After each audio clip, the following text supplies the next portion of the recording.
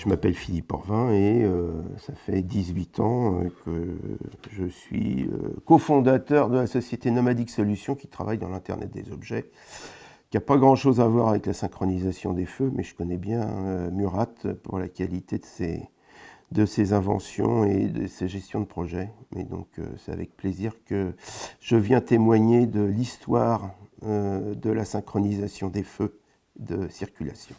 Je suis le fils de Jacques Orvin, qui est décédé en 1994, mais qui a fait toute sa carrière à la ville de Paris, qui s'appelait à l'époque la préfecture de la Seine.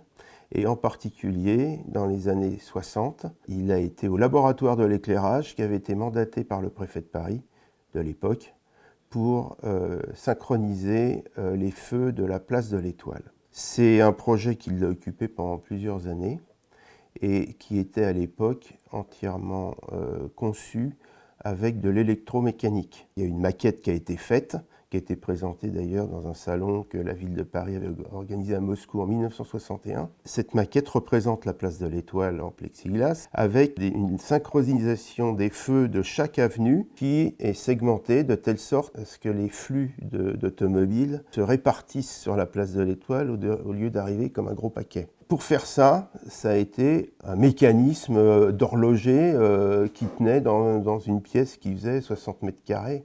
C'était absolument gigantesque. Il y avait des réducteurs, des différentiels plans, une salle entièrement de relais, ça crépitait toute la journée.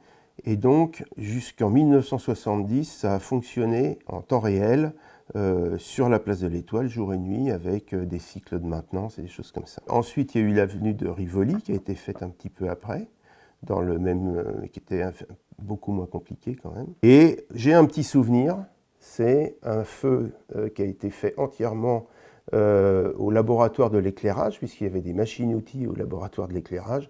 Et donc, c'est un feu qui faisait partie d'une maquette qui a été désassemblée.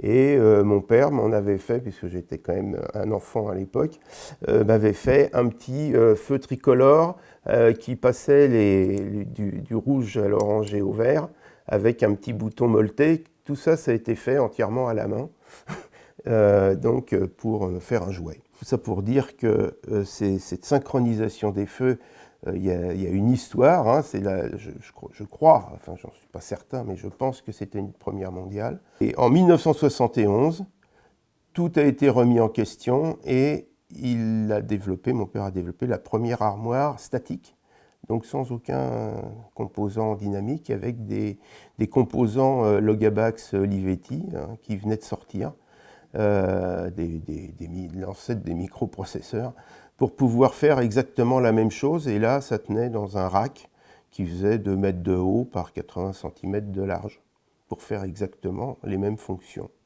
avec une maintenance qui a été divisée par 1000, puisqu'il n'y avait pas de roulement à billes qui déjantait. Je suis là simplement parce que j'ai eu un papa qui était très ingénieux.